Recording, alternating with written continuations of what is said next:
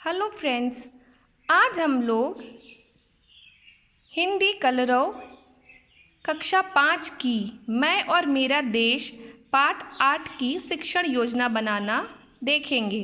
तो इसके लिए सबसे पहले हम लोग एक कॉलम बना लेंगे जिसमें सबसे पहले दिनांक, कक्षा 5, विषय हिंदी, पाठ संख्या 8, प्रकरण मैं और मेरा देश, समय 35 से 40 मिनट लिखेंगे। इस तरह से कॉलम बना लेंगे। इसके बाद में हमारा पहला पॉइंट आएगा लर्निंग आउटकम। लर्निंग आउटकम में हमारा फर्स्ट पॉइंट रहेगा बच्चे अपने स्तर के अनुसार सामाजिक, स्थानीय तथा अन्य मुद्दों पर विचार व्यक्त करते हैं। दूसरा पॉइंट आएगा बच्चे अपने गांव और देश के महत्व को समझते हैं। तीसरा पॉइंट पुस्तकालय के विषय में सामान्य जानकारी रखते हैं। चौथा संज्ञा, सर्वनाम, क्रिया, विशेषण का लेखन में प्रयोग करते हैं। दूसरा पॉइंट हमारा आएगा प्रकरण हमारा है मैं और मेरा देश।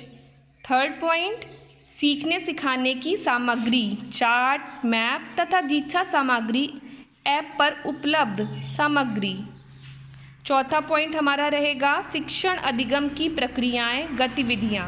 इसमें हम इस तरह से एक कॉलम बना लेंगे जिसमें सबसे पहले क्रम संख्या, चरण, समय, अवलोकन के तरीके लिखेंगे। तो हम सबसे पहले यहाँ आएंगे चरण में। हमारा सबसे पहला चरण जो होगा शिक्षण के आरंभ में शिक्षिका छात्रों को चार्ट दिखाकर निम्न प्रश्न पूछती है। बच्चों, आप कहाँ रहते हो? आपका ग्राम किस जिले के अंतर्गत है? तो बच्चे इसका उत्तर देते जाएंगे कि जब बच्चों आप कहाँ रहते हो तो बच्चों ने बोला गांव में, या अपने गांव का नाम लेंगे। आपका ग्राम किस जिले के अंतर्गत आता है? तो बच्चे उसका उत्तर दे देंगे आसानी से। आपका जिला किस प्रदेश में आता है? कक्षा 5 के बच्चे हैं, ये भी बता देंगे। इसके बाद आपका प्रदेश किस देश में आता है? तो बच्चे बोलेंगे भारत देश में। फिर हम पूछेंगे विश्व में और कौन कौन से देश हैं? तो बच्चे चुप हो जाएंगे। हो सकता है एक दो बच्चे बता भी दे लेकिन इतना जवाब नहीं दे पाएंगे, तो ये एक समस्यात्मक प्रश्न हो जाएगा हमारा। इसमें हमारा समय लगेगा 5 मिनट और अवलोकन के तरीके में आ जाएगा प्रतिक्रिया व सहभागिता देकर। फिर हमारा सेकेंड पॉइंट आ जाएगा शिक्षण के दौरान शिक्षिका छात्रों को समूह में बैठाकर हाव भाव के साथ छात्रों को पढ़ाती है तथा बच्चे भी उत्साहपूर्वक पढ़ते हैं। साथ ही शिक्षिका पाठ को विस्तार पूर्वक छात्रों को पढ़ाती है।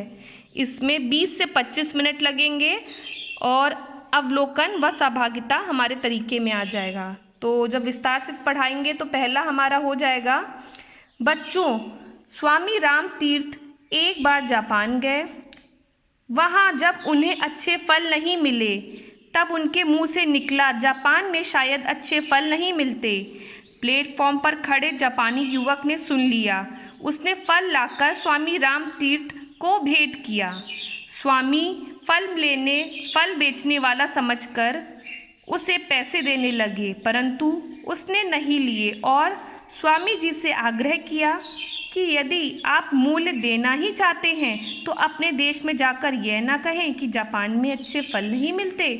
उसके इस उत्तर से स्वामी जी मुग्ध हो गए। उस युवक ने अपने देश का गौरव बढ़ाने का यत्न किया। इस गौरव की ऊंचाई का अनुमान दूसरी घटना से भी लगाया जा सकता है। किसी देश का युवक ने जापान के एक सरकारी पुस्तकालय से किताब लेकर एक दुर्लभ चित्र निकालकर किताब वापस कर दी, लेकिन पुस्तकालय अध्यक्ष की सतर्कता के कारण वह पकड़ा गया। दंड स्वरूप उस पुस्तकालय में उस युवक को ही नहीं बल्कि उस युवक के देशवासियों का भी प्रवेश वर्जित हो गया। इसीलिए बच्चों, हमें सदैव ऐसा व्यवहार करना चाहिए जिससे न केवल हमारा बल्कि हमारे देश का भी नाम ऊंचा रहे। तो इसमें बच्चे उत्साहपूर्वक सुनेंगे। फिर थर्ड हमारा हो जाएगा गतिविधि। शिक्षिका छात्रों को पाठ का अभिनय कराती है। छात्र भी उत्साहपूर्वक अपनी अपनी भूमिका अच्छे से प्रदर्शन करते हैं। प्रसंग का सफलतापूर्वक मंचन किया जाता है। शिक्षण के अंत में हम क्या करेंगे कि कुछ प्रश्न पूछेंगे। पहला प्रश्न हमारा हो जाएगा, स्वामी रामतीर्थ को स्टेशन पर फलों की खोज क्यों करनी पड़ी। दूसरा प्रश्न, जापानी युवक स्वामी जी के लिए फल क्यों ले आया। तीसरा, स्वामी जी द्वारा फलों का मूल्य दिए जाने पर युवक ने क्या कहा। चौथा प्रश्न, युवक और उसके देशवासियों का पुस्तकालय में प्रवेश क्यों वर्जित कर दिया गया। इन प्रश्नों में हमें लगेंगे 10 मिनट। इसके बाद हमारा 5वां पॉइंट आएगा गृह कार्य। तो शब्द अर्थ कॉपी में लिखकर याद करने को देंगे, बोध प्रश्न करने को देंगे। आगामी कार्य योजना 6th पॉइंट हो जाएगा हमारा, कक्षा शिक्षण के दौरान आकलन व फीडबैक में आई कठिनाइयों का अभ्यास प्रश्नों को ध्यान में रखते हुए कार्य योजना का निर्माण करेंगे। तो इस तरह से ये हमारी पाठ्य योजना यहाँ पे कंप्लीट हो गई है और बहुत आसानी से इसको हमने बना लिया है। Thank you for watching.